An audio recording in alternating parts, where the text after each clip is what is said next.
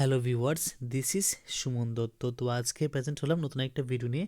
আজকে থাকছে ত্রিপুরা এসটিজিটি এক্সামের জন্য একটা গুরুত্বপূর্ণ ক্লাস। তো আশা করবো সবাই ভিডিওটা প্রথম থেকে লাস্ট অবধি নিশ্চয়ই দেখবে। তো ঢালু স্থানে হঠাৎ শিলা যখন সরে যায়, ঠিক আছে, তখন যে প্রাকৃতিক দুর্যোগ হয় তখন তাকে কী বলে? তাকে বলে ল্যান্ডস্লাইড, ঠিক আছে। তাকে কী বলে? ল্যান্ডস্লাইড মানে ভূমিধস। পাহাড়ি অঞ্চলে ঢালু স্থানে শিলা, মাটি বা ধ্বংসাবশেষ হঠাৎ যদি নিচের দিকে নেমে আসে তখন তাকে ল্যান্ডস্লাইড বলে। এটি একটি প্রাকৃতিক দুর্যোগ। অ্যালুমিনিয়াম তৈরিতে ব্যবহৃত হয় যে খনিজ পদার্থ তা হলো বক্সাইট। বক্সাইট হলো অ্যালুমিনিয়ামের প্রধান আকরিক। এই খনিজ থেকে অ্যালুমিনিয়াম ধাতু নিষ্কাশন করা হয়। যে বিদ্যুৎ ও ইলেকট্রনিক শিল্পে ব্যবহৃত হয়, মানে যে খনিজটা কি করে বিদ্যুতে ব্যবহৃত হয় প্লাস ইলেকট্রনিক শিল্পে ব্যবহৃত হয়, সেটা হলো কি মিকা।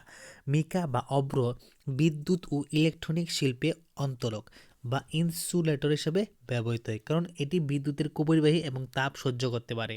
ঠিক আছে, মিকা বা অভ্র। তো ভারতের লৌহ আকরিকের বৃহত্তম উৎপাদক রাজ্য কোনটা? উড়িষ্যা। উড়িষ্যা ভারতের বৃহত্তম লৌহ আকরিক উৎপাদনকারী রাজ্য।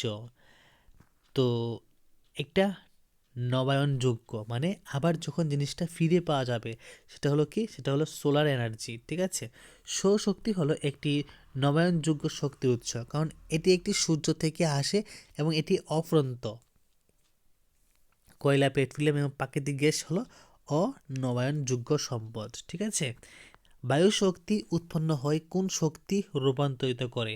বায়ু শক্তি উৎপন্ন হয় বায়ুর গতিশক্তি রূপান্তর করে। ঠিক আছে, বায়ুকল বা উইন্ড মিল মাধ্যমে বায়ুর গতিশক্তিকে যান্ত্রিক শক্তি বা বিদ্যুৎ শক্তিতে রূপান্তর করে বায়ু শক্তি উৎপন্ন করা হয়।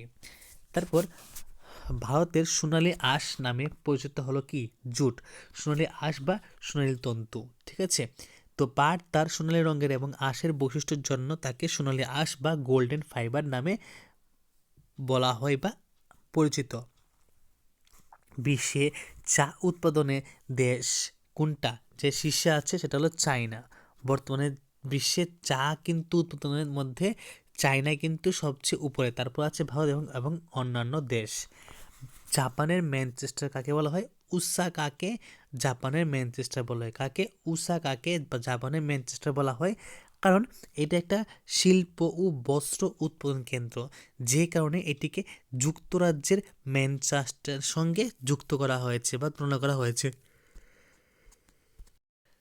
ভারতের কোন অঞ্চলে কয়লা ও লৌহ আকরিক সমৃদ্ধ? সেটা হলো চুরনাগপুর অঞ্চল। ঠিক আছে, এই অঞ্চলটি কয়লা এবং খনিজ ভাণ্ডারে অপরিসীম ভর্তি এখানে আছে, যার জন্য এখানে প্রচুর পরিমাণে অনেক কিছু মানে এই যে কয়লা এবং লৌহ আকরিক পাওয়া যায়। ভারতে কোন অঞ্চলে পাট শিল্পের জন্য, মানে এই যে পাট শিল্প, সেটা কোন অঞ্চলটা আছে ভারতের মধ্যে? একমাত্র পশ্চিমবঙ্গ আছে। ঠিক আছে, টোকিও ইউকুহুমা টোকিও ইউকুহামা। ঠিক আছে, এই যে শিল্প অঞ্চলটা আছে এটি কেন বিখ্যাত? এটি জাহাজ ও ইলেকট্রনিক শিল্পের জন্য এটা খুবই বিখ্যাত। ঠিক আছে, এশিয়ার প্রধান রবার উৎপাদন বা উৎপাদক দেশ হলো কোনটি? থাইল্যান্ড। ঠিক আছে, এশিয়ার দীর্ঘতম নদী কোনটা? এটা হলো ইয়াংটসে। কোনটা? ইয়াংটসে।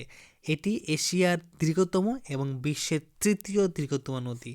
মনে রাখবে কি? ইয়াংটসে, এশিয়ার দীর্ঘতম নদী। ভারতের সর্ব উত্তরে বিন্দু কোনটি? ইন্দিরেকল। ইন্দিরেকল হলো ভারতের সর্ব উত্তরে বিন্দু। ঠিক আছে, যা কারাকোরাম পর্বতশ্রেণীর সিয়াচেন মুজতেক অঞ্চলে অবস্থিত। কোথায়? কারাকোরাম পর্বতশ্রেণী সিয়াচেন মুজতাক অঞ্চলে অবস্থিত।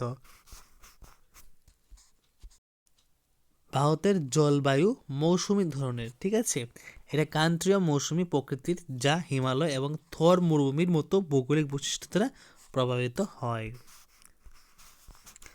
ত্রিপুরা যে নদী আগরতলা দিয়ে প্রবাহিত হয়েছে সেটা হলো কি? হাওড়া। তো ত্রিপুরার প্রধান মাটির ধরন কি? লাল মাটি। ত্রিপুরার প্রধান শিল্প কোনটা? রবার শিল্প। তো ত্রিপুরায় কেরালা হলো কি প্রথম, তারপর দ্বিতীয় হলো আমাদের ত্রিপুরা।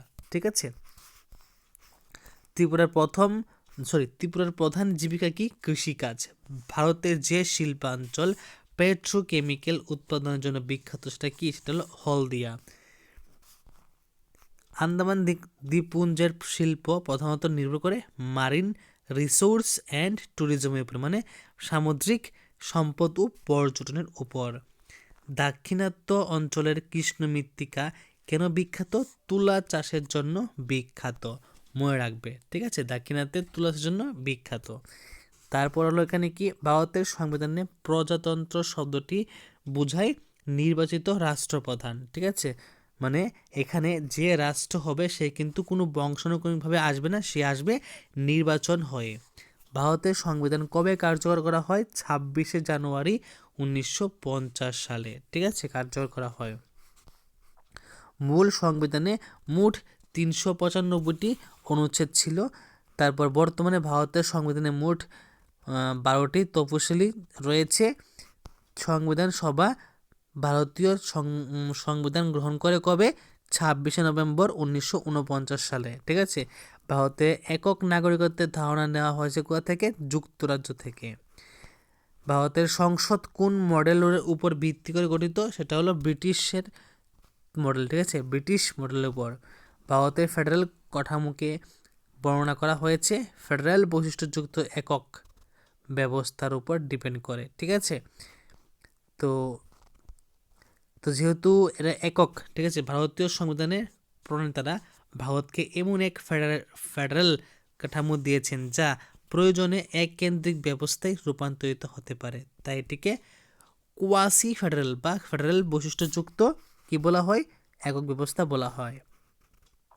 কোন অনুচ্ছেদ ভারতকে রাজ্য সমূহের ইউনিয়ন বলেছেন? অনুচ্ছেদ 1। এই অনুচ্ছেদে ভারতকে রাজ্য সমূহের ইউনিয়ন বলা হয়েছে, ঠিক আছে, বা ইউনিয়ন অফ স্টেট বলা হয়েছে। মৌলিক কর্তব্য ধারণা দেওয়া হয়েছে কোথা থেকে নেওয়া হয়েছে? সোভিয়েত ইউনিয়ন থেকে মৌলিক কর্তব্যের ধারণাটা নেওয়া হয়েছে। বর্তমানে সম্পত্তি অধিকার একটা আইনগত অধিকার, ঠিক আছে। মূল সংবিধান অধিকার একটা মৌলিক অধিকার ছিল, মানে এটা আমরা অনুচ্ছেদ 31-এ পেতাম, কিন্তু বর্তমানে এটা যখন চেঞ্জ হয়েছে 44তম সংবিধান সংশোধনের মাধ্যমে 1978 সালে এটিকে মৌলিক অধিকার থেকে বাদ দিয়ে এটাকে কী করা হয়েছে? একটা আইনগত অধিকারে রূপান্তরিত করা হয়েছে। অনুচ্ছেদ নম্বর কত? 300 ক, ঠিক আছে। পুরো কিন্তু বলে দিলাম এখানে কি কি আছে। তো একটা প্রশ্নের সাথে কিন্তু তোমরা সবাই ডিসকাস পেয়ে যাচ্ছ। অবশ্যই ভিডিওটা আমি চাইবো সবাই লাইক এবং শেয়ার করো। তো লাইক এবং শেয়ার করলে এরকম আরও মোটিভেটেড ভিডিও যখন আমি বানাবো তখন আরও বেশি মোটিভেট ফিল করব, ঠিক আছে। তো এটা কিন্তু তোমাদের জন্যই। রাষ্ট্রপতি রাজ্যসভায় কতজন সদস্য মনোনীত করতে পারেন? 12 জন, ঠিক আছে। তো ভারতীয় সংবিধানের অনুচ্ছেদে 80 নং ধারা অনুসারে, এখানে নং হবে 80 নং ধারা, ঠিক আছে, 80 নং ধারা অনুসারে তো কি হলো, রাষ্ট্রপতি সাহিত্য, বিজ্ঞান, শিল্পকলা এবং সমাজ সেবা মতন ক্ষেত্রে বিশেষ জ্ঞান ও ব্যবহারিক জ্ঞান অভিজ্ঞতা সম্পন্ন 12 জন সদস্যকে রাজ্যসভায় মনোনীত করতে পারেন, ঠিক আছে। লোকসভার সর্বাধিক সংখ্যা কত? 552। তো এর মধ্যে 530 জন রাজ্যগুলি থেকে এবং 20 জন কেন্দ্রশাসিত অঞ্চলগুলি থেকে ডাইরেক্ট কি হয়? নির্বাচন হয়। তারপর রাষ্ট্রপতি কি করে? 2 জন অ্যাংলো ইন্ডিয়ান সদস্যকে কিন্তু আবার মনোনীত করতে পারেন, ঠিক আছে। এখন তা বন্ধ করা হয়েছে। রাজ্যসভা হলো কি? এটি স্থায়ী কক্ষ, ঠিক আছে, এবং সম্পূর্ণভাবে বিলুপ্ত হয় না। এর 1/3 প্রতি 2 বছর অন্তর অন্তর অবসর গ্রহণ করে, ঠিক আছে। তো আজকের এই গুরুত্বপূর্ণ প্রশ্নগুলি খুবই গুরুত্বপূর্ণ। তো যদি ভিডিও ভালো লাগে থাকে অবশ্যই ভিডিও শেয়ার করবে এবং ভিডিও শেষে অবশ্যই লাইক করে দিয়ে যাবে, ঠিক আছে। তো দেখা হচ্ছে একটা গুরুত্বপূর্ণ ভিডিওতে, এবং এখন অবধি প্রথম থেকে শেষ অবধি যে দেখেছো তোমাদেরকে অসংখ্য ধন্যবাদ।